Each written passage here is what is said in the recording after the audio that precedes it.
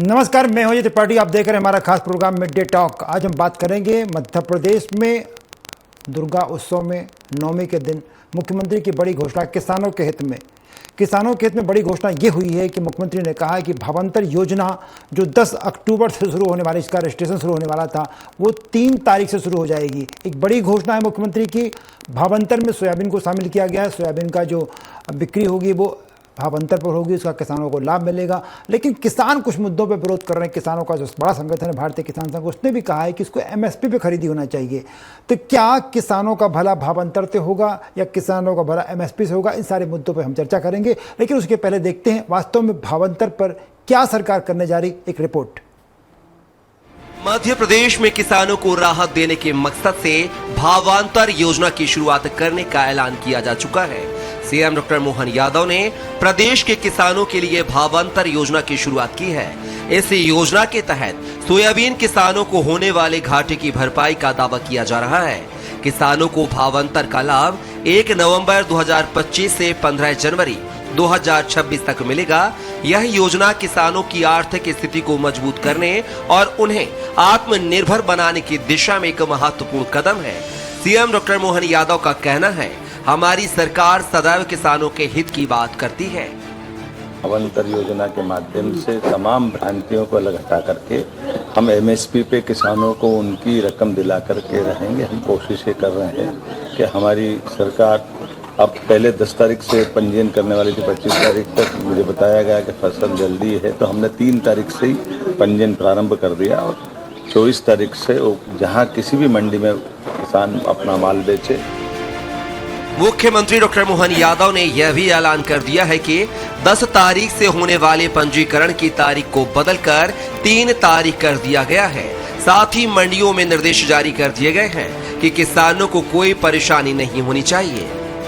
मंडी में हर हालत में व्यापारियों को उनकी तरीके से व्यापार भले ही करे, लेकिन किसानों को घाटा नहीं हो, उनकी फसल का उचित दाम उनको मिले और डिफरेंस अमाउंट हमारी सरकार देगी।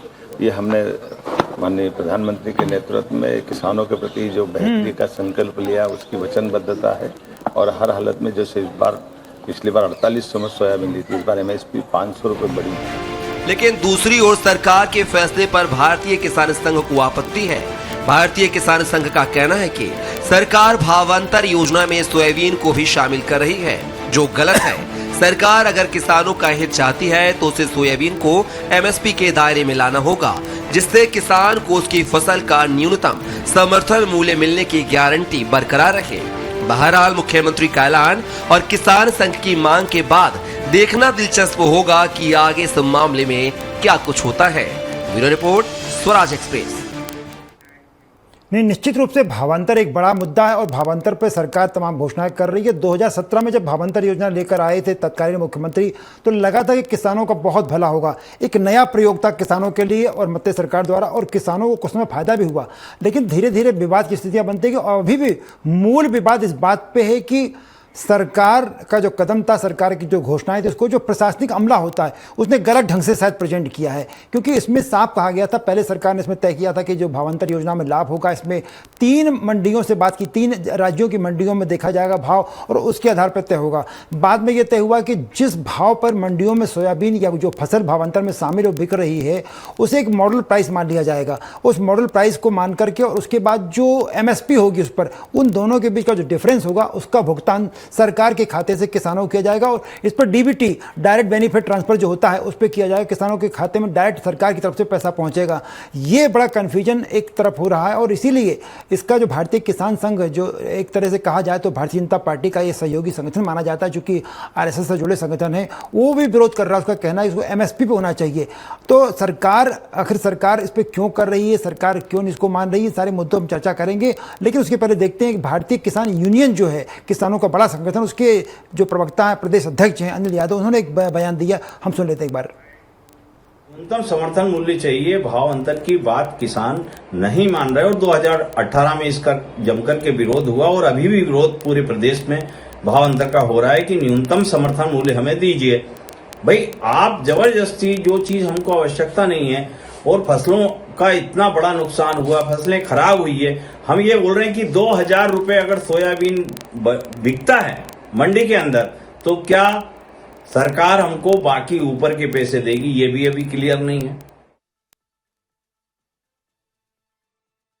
उसमें वही हो रहा है कि सरकार और किसान संगठन दोनों के बीच कंफ्यूजन है। सरकार जो भावांतर का प्लान था, भावांतर के प्लान में साफ कहा गया था कि एमएसपी जो भी घोषित होगी उस एमएसपी और मॉडल रेट जो जिस भाव में मंडी में मॉडल रेट, मुझे लगता है ये विवाद का सारा विषय मॉडल रेट को लेकर के है, क्योंकि किसानों को जो मॉडल रेट बनाया गया है वो ये है कि मंडी में जिस बिक्री की जो अवधि होगी 10 दिन, 15 दिन, 20 दिन, 1 महीना, 2 महीना, 3 महीना, उस अवधि में जो रेट पर बिकेगा उस रेट को मॉडल, उसका एवरेज निकाल कर उसको मॉडल रेट मान लिया जाएगा एक, और मॉडल रेट के आधार पर प्राइस तय होगी। उस मॉडल रेट को माइनस किया जाएगा भाव से जो एमएसपी होगी, एमएसपी पे, और एमएसपी से जो डिफरेंस आएगा वो भुगतान किया जाएगा। लेकिन जैसा हमने देखा कि भारतीय किसान यूनियन भी वही बात कह रही है, भारतीय किसान संघ भी वही बात कह रहा है, और निश्चित रूप से अगर ये दोनों बातें किसान संघ कह रहे हैं तो इस सारे मुद्दों पे बात करने के लिए हमारे साथ भारतीय जनता पार्टी की प्रवक्ता प्रियंका जी जुड़ चुकी हैं और बाकी मेहमान भी थोड़ी देर में जुड़ेंगे।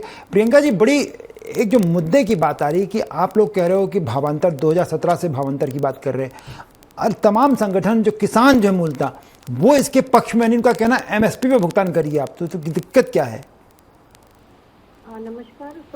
सरकार ने आज जितने भी निर्णय लिए हैं वो भी जनता के हित में लिए हैं और किसानों के साथ सदैव सरकार जो है वो खड़ी रही है। प्रधानमंत्री मुआवजा के हिसाब से अगर बात करते हैं, जो बीमा राशि योजना है वो डायरेक्ट जो है उनके खातों में डीबीटी के माध्यम से गई। तो ये जो नया ट्रेंड स्टार्ट किया गया भारतीय जनता पार्टी की सरकार के समय से कि खातों में जो भी पैसे थे वो सीधे डीबीटी के माध्यम से जाते रहे, ताकि किसानों को उनके अड़ती मुक्ति मिले, साहूकार को वो मुक्ति पाए और इंडिपेंडेंट होकर के सरकार जो है वो अपना कार्य करे। और आज भी सरकार जब से हमारी बनी थी तब से मध्य प्रदेश में, और अब तो डबल इंजन की सरकार है, हमने कभी ये काम किया। इसी कारण है काफी ज्यादा बार मिल चुका है।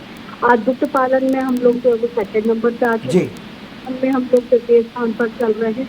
और तो और अगर हम बात करें बुनियादी सुविधाओं में सुधार करके, हमारे माननीय मुख्यमंत्री जी का खुद का कहना ये रहा कि आप कुछ भी करिए तो परंतु अपनी जमीन को करके हम जितनी भी योजनाएं डालें उसके माध्यम से किसान और उनकी जमीनों के भाव हमेशा बढ़ेंगे, उसको लाभ मिलेगा। इसका उदाहरण आप खुद भी देख सकते हैं कि एक समय पर किसानों के बच्चे थे वो पलायन करना चाहते थे भूमि को बेच करके, परंतु आज गाँवों तक जो बुनियादी सुविधाएं पहुंचती है उससे लोग फायदे मिलते हैं। तो जो भावांतर की भी हम बात कर रहे हैं, मुख्यमंत्री जी का अगर आप पूरा बयान और पूरा स्टेटमेंट सुनेंगे, उन्होंने साफ कहा है कि आप लोग अपना जो मटेरियल है सोयाबीन है उसे मंडी में बेचिए। अगर आप लोग 4,500 में 4,000। प्रियंका जी, आपकी सारी बात सही है, मुख्यमंत्री जी ने आज भी कहा है, वो आपके सारे कदम बहुत अच्छे हैं। मुझे जो समझ में आ रहा है कि विवाद जो सिर्फ बात पे कि मॉडल रेट जो आप तय करेंगे, मुझे लगता है कि मॉडल रेट तय करने में, भाई मॉडल रेट जो पिछली बार जो हुआ था पिछले जो भावांतर स्कीम में, कि मॉडल रेट बिक्री का जो पीरियड आपने दिया है 10 दिन का, 15 दिन का, 20 दिन का, 25 दिन का, 60 दिन का, उस बिक्री पीरियड में जिस भाव में वो फसल बिकेगी, अभी सोयाबीन की बात हो रही है, सोयाबीन या जो भी फसल बिकेगी उसको आप एक मॉडल रेट मान रहे हैं।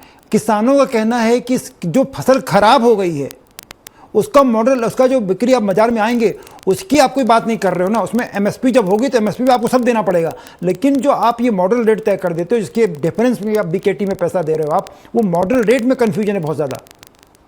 मॉडल रेट को लेकर के मुख्यमंत्री जी ने अपने स्टेटमेंट में साफ कहा है कि 5,328 रुपए तक की गवर्नमेंट के हिसाब से रेट तय किए गए।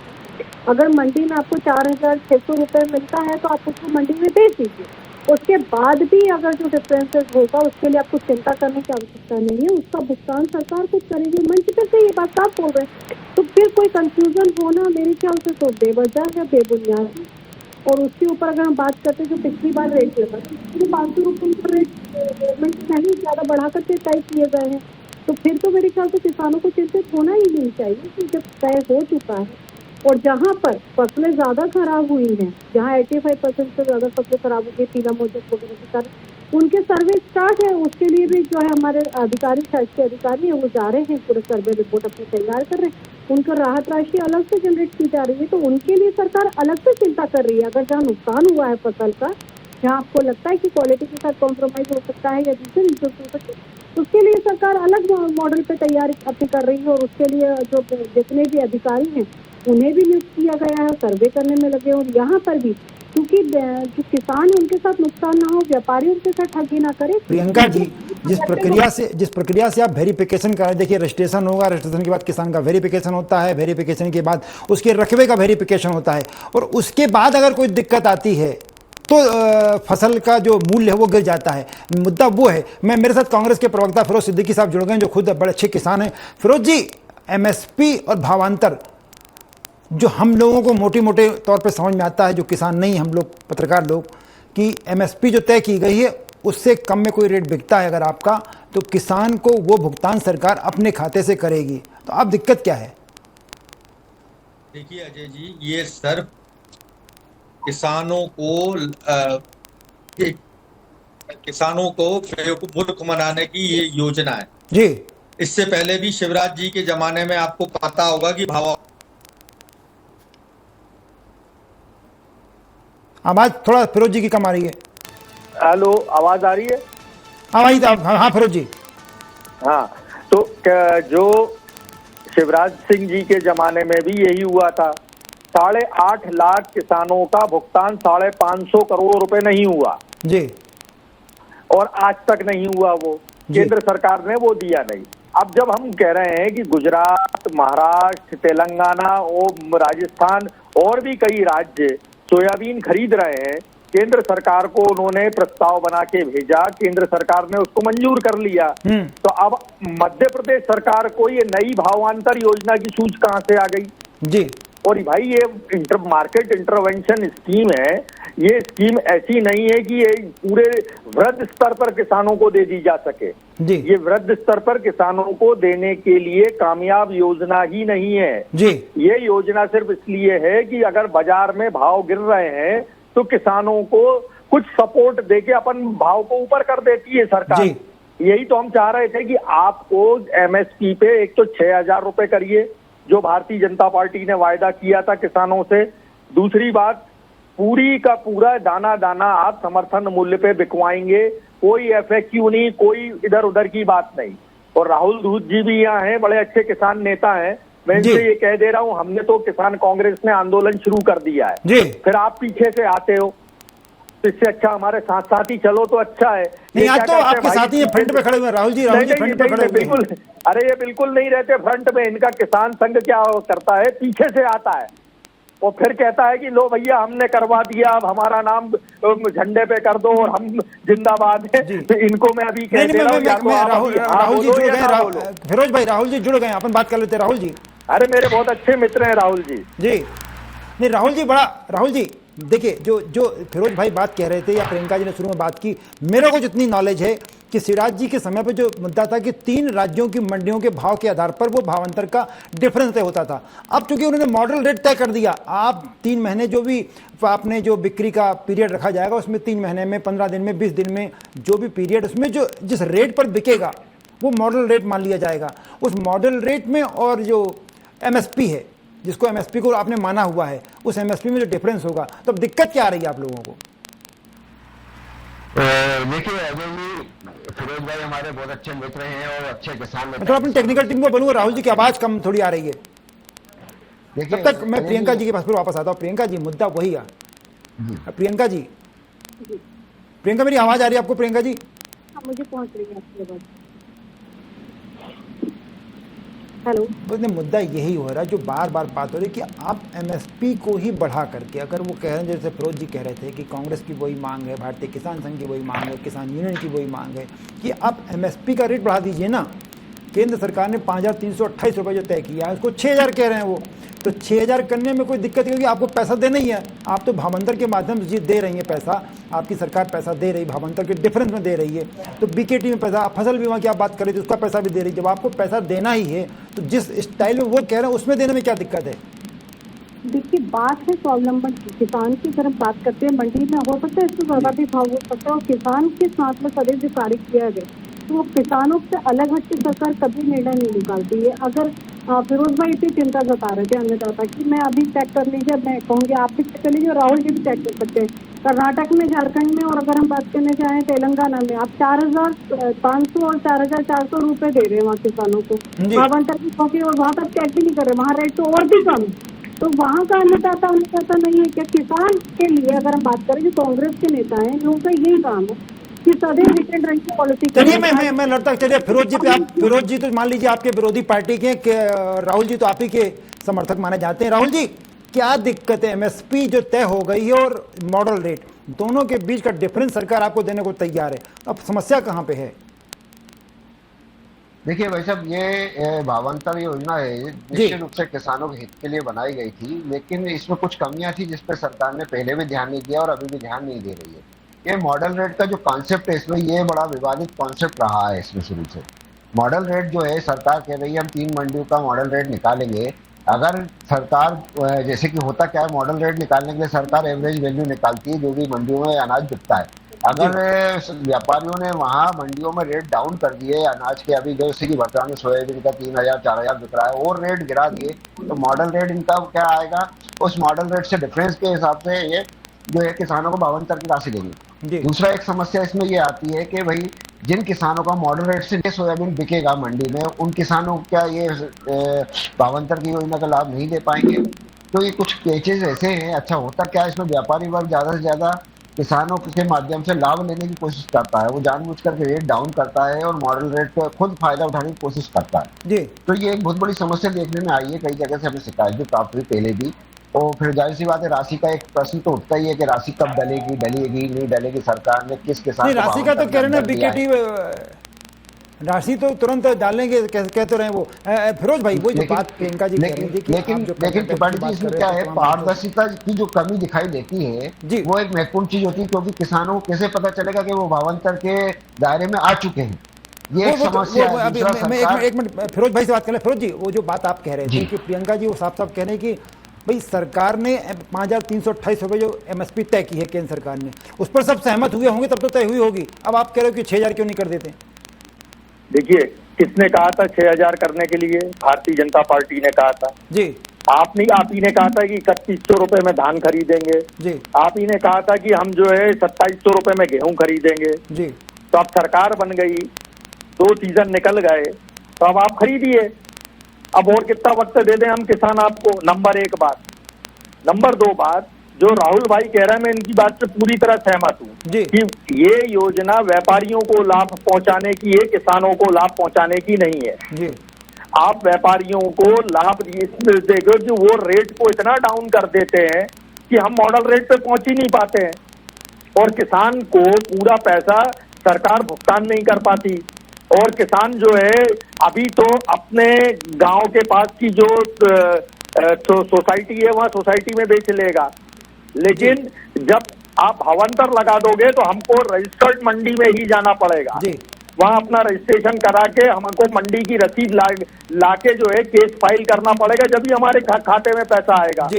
तो किसान को जो ट्रांसपोर्टेशन लग गया वो अलग, और सरकार को जो पैसा देना ही है। नहीं, पर सरकार तो दावा कर रही है कि वो ई उपार्जन सिस्टम पूरा लागू कर दिया है, कहीं बेईमानी नहीं होगी। ये देखिए, ई उपार्जन कर देंगे, लेकिन ट्राली लेके तो मंडी में ही जाना पड़ेगा मुझे जी, और मंडी में जो रजिस्ट्रेशन करा के रसीद बनवानी पड़ेगी उसकी, और वो उस रजिस्ट्रेशन के आधार पर ही मुझे भुगतान मिलेगा कि मंडी में भाई तुलाई हुई, नीलामी हुई और ये भाव में हुई।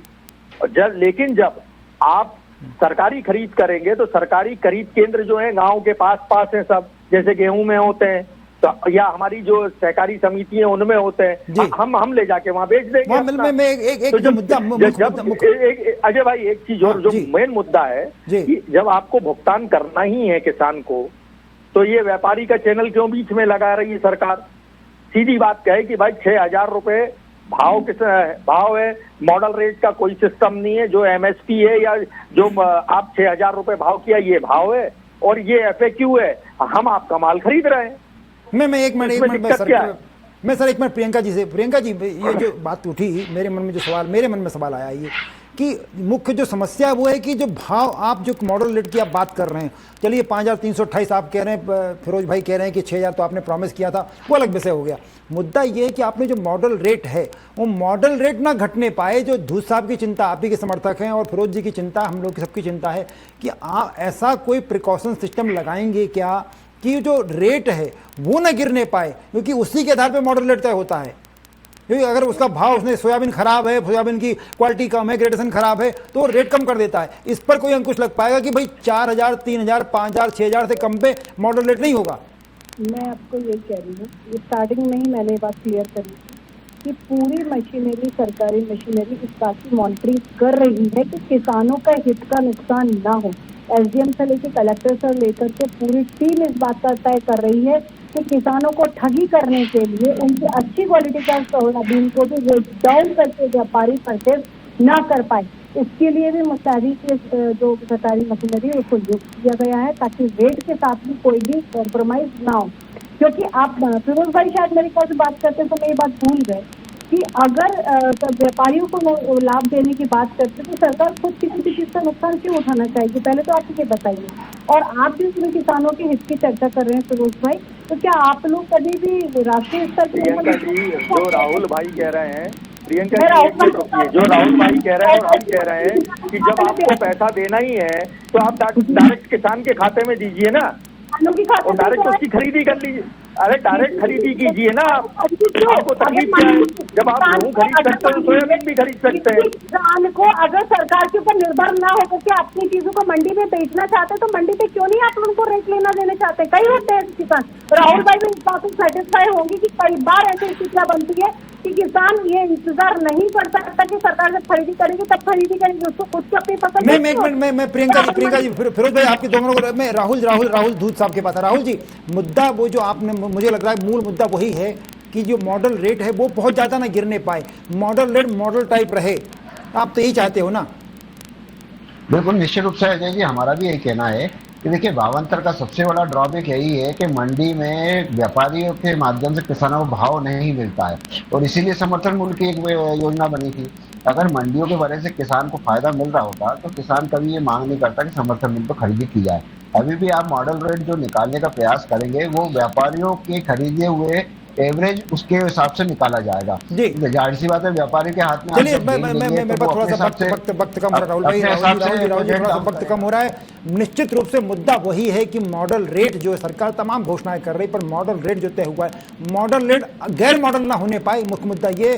फिरोज सिद्दीकी साहब भी वही बात कर रहे हैं, राहुल धूत साहब वही बात कर रहे हैं, और प्रियंका जी थोड़ा आपको सरकार को बात में आप कर रहे हैं, पैसा दे रहे हैं किसानों को, थोड़ा सलीके से पैसा दीजिए, उसको लगे कि पैसा मिला है। फिलहाल इस प्रोग्राम को मैं विराम देना चाहूंगा, मेरे पास समय की कमी। फिरोज जी आपका बहुत बहुत धन्यवाद, राहुल जी आपका बहुत बहुत धन्यवाद, प्रियंका जी आपका बहुत बहुत धन्यवाद हमारे साथ जुड़ने के लिए, चर्चा करने के लिए। फिलहाल ये प्रोग्राम यहीं तक, लेकिन खबरों का सिलसिला जारी रहेगा, इसलिए हमारे साथ बने रहिए और देखते रहिए स्वराज एक्सप्रेस।